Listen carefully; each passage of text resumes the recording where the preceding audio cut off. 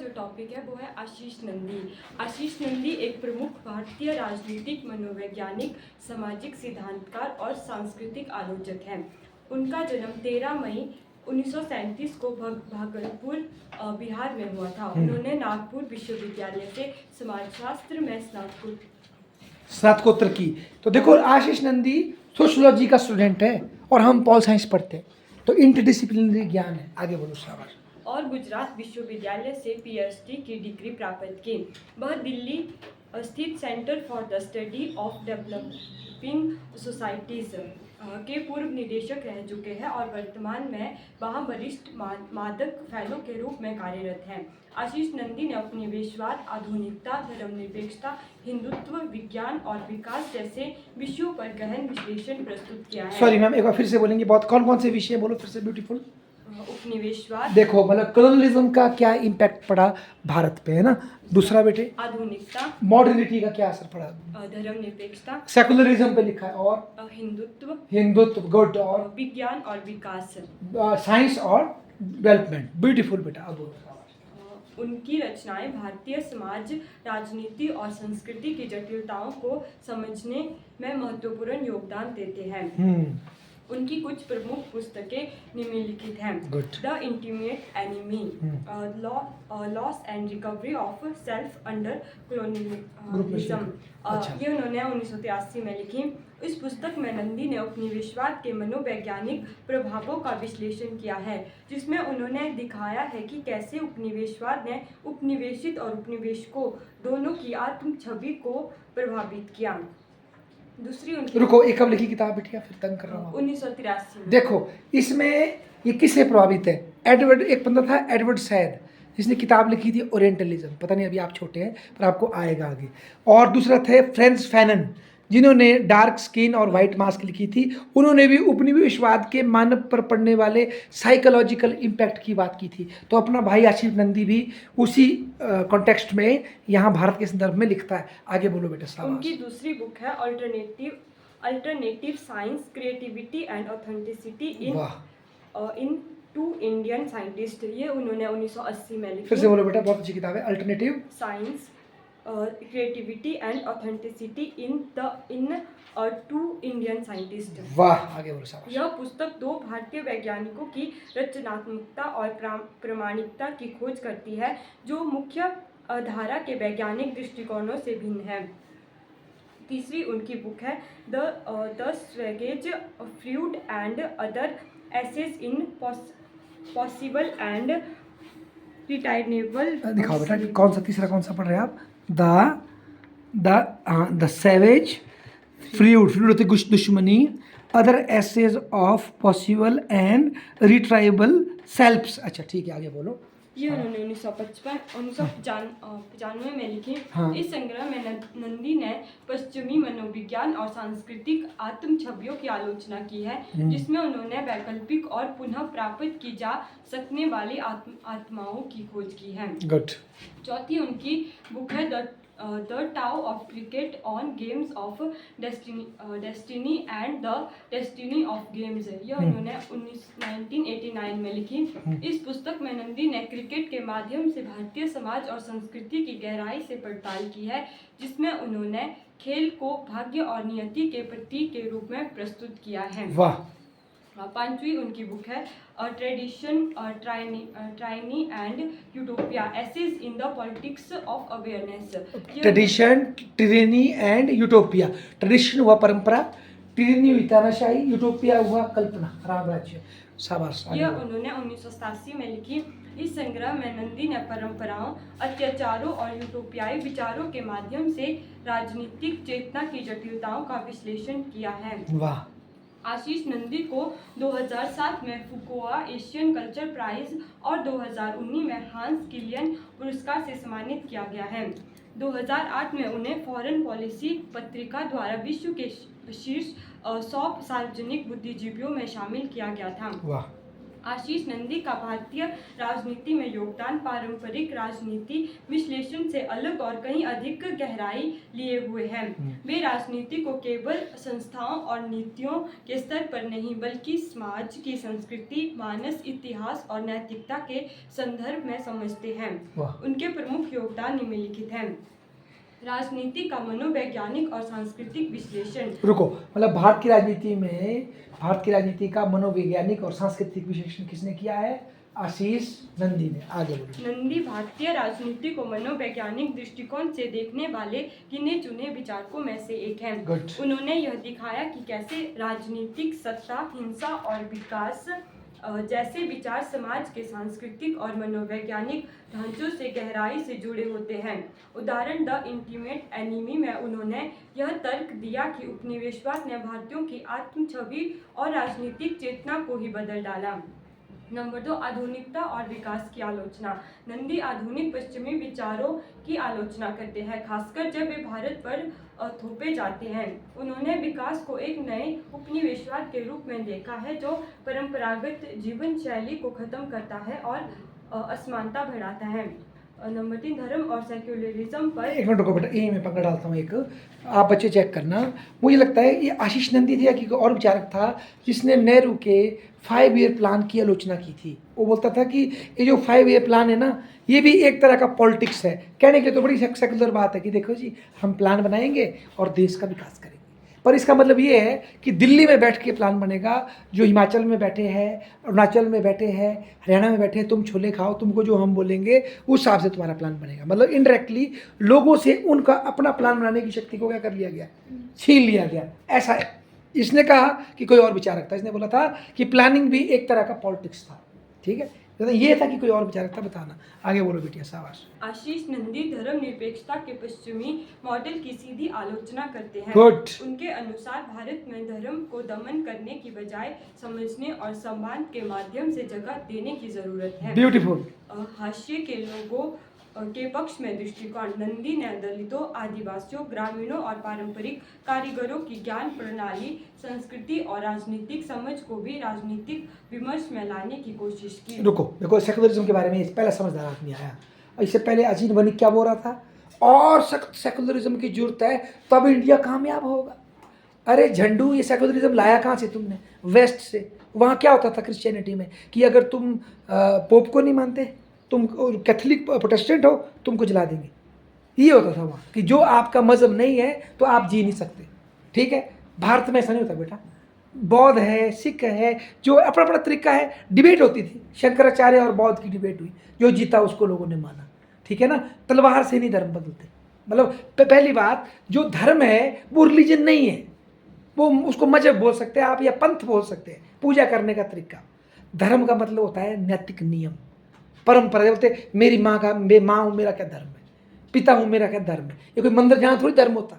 तो इन्होंने कंफ्यूज कर दिया। तो ये बोलता है आपको इंडिया के कॉन्टेक्स्ट में समझो, आप धर्म क्या चीज़ है, इसको आप रिलीजन से कंपेयर मत करो। तो ये बंदा थोड़ा इंटेलिजेंट था, ये जो भाई साहब है हमारा नंदी ने दलितों, आदिवासियों, ग्रामीणों और पारंपरिक कारीगरों की ज्ञान प्रणाली, संस्कृति और राजनीतिक समझ को भी राजनीतिक विमर्श में लाने की कोशिश की। अहिंसा और गांधीवादी राजनीति पर जोर। वे गांधी को केवल एक नेता नहीं बल्कि एक वैकल्पिक राजनीतिक चेतना के प्रतीक के रूप में देखते हैं।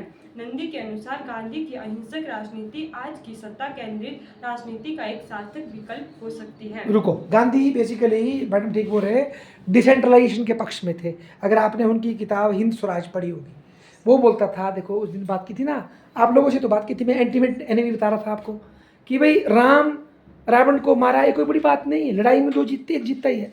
पर जीत तब थी क्योंकि रावण को मारा, पर वो रावण नहीं बने। उनके मन में रावण की तरह इंसानी थी, तब वो महान थे। तो गांधी ये बोलता है कि तुम गोरों को यहाँ से हटा देंगे, ओके जी, पर उनको हटाने के बाद तुम भी ब्राउन चमड़ी के गोरे बन जाएंगे, तो तुम्हारी आज़ादी का कोई फ़ायदा नहीं है।